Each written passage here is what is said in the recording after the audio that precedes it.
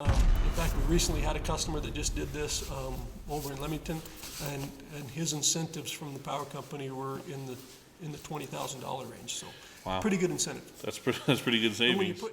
SupplyWise podcast.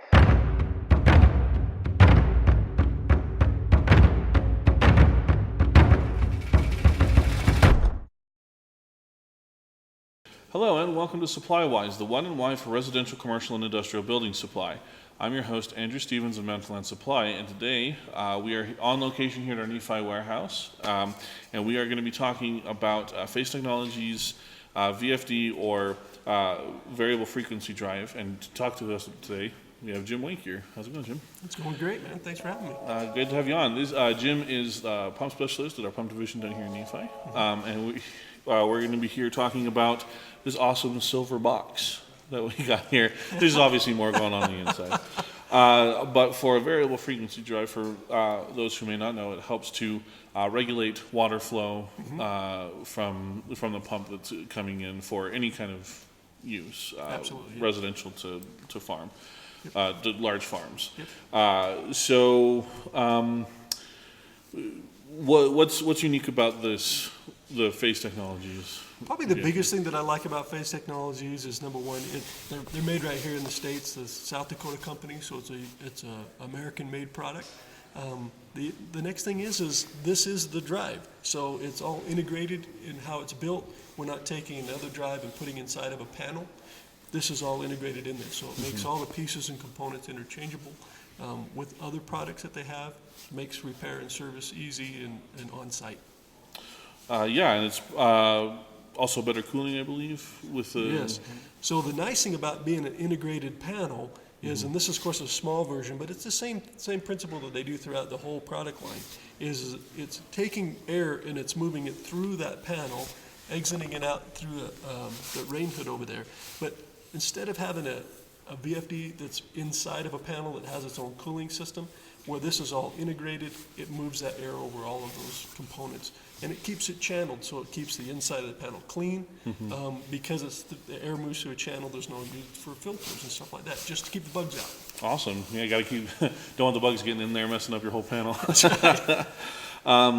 with the VFD, using it with water applications from, like I said, from residential to large farms, what happens if you don't use one of these? They're not necessarily regulated, like you're not required to have one. Sure, that's a great question. When we're using just a standard pump system without a VFD, we have to size those pumps in order to supply the largest demand on the system.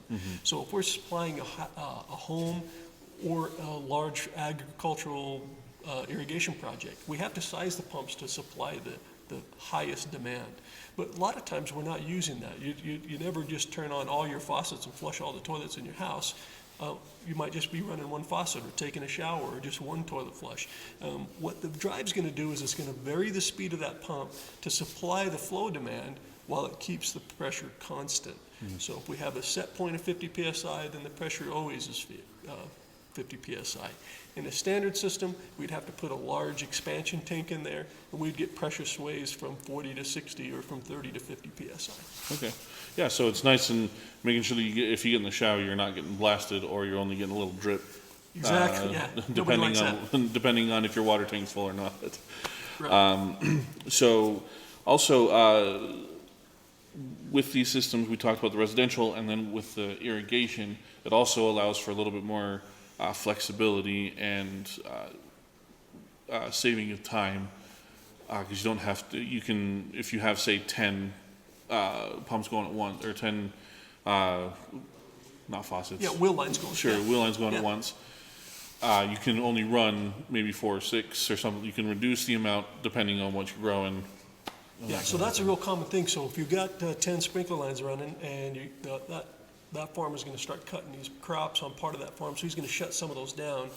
Rather than have to valve back the pump, where now we push our efficiencies way out of line, the VFD will just simply slow the pump down to supply the demand for whatever he's got running.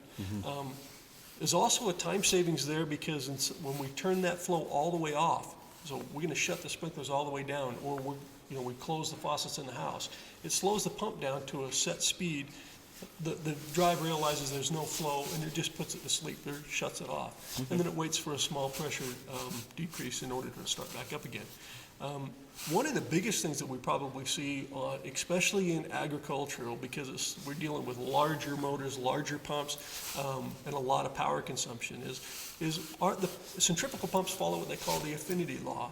And that law is basically speed and flow out of the pump would be proportional. If we lost 20%, if we dropped 20% in speed, we drop 20% in flow. However, the horsepower that's required to turn that load is at a cube relationship. So with that same 20% reduction in speed and flow, we'd have a 50% reduction in what it takes to pump that water. Because of that, there's a giant amount of power savings that comes in variable flow applications. Yeah. Even so much that we get, like Rocky Mountain Power has some giant incentives for switching over to a VFD type system or installing a VFD type system. In fact, we recently had a customer that just did this over in Leamington, and his incentives from the power company were in the $20,000 range. So, wow. Pretty good incentive. That's pretty good savings. And when you're putting in a new pivots, or you're putting in new sprinklers or a new pump and anything, that'll offset the cost of that substantially. Mm-hmm. Absolutely, yeah. So not only are you saving it on energy and also the day-to-day costs, but you're also getting huge savings with the new installation of VFD. Yeah, for sure. We see about a two-year payback time in just running in Utah. 2 to 3 years, the cost of the drive is offset in power savings in about 2 years. That's pretty quick. Yeah, very fast. Yeah, that's a pretty quick turnaround there. So it sounds like it's definitely worth the investment. Yeah. On top of an incentive program, it makes it really attractive. Mm-hmm. And again, that's all for a large farm. You can reinvest in your farm. Maybe buy another pivot or two to increase, so you're not using flood irrigation for that anymore. Absolutely. And we actually have a podcast up about center pivots as well. Check that one out. You can find out all about the savings. So you can have the savings from installing a VFD and the savings from a center pivot, because we have a great example of that one. But you have to check out that one. I'm not going to spoil it for you. But thanks for coming on and chatting with us. Yeah, thanks for having me.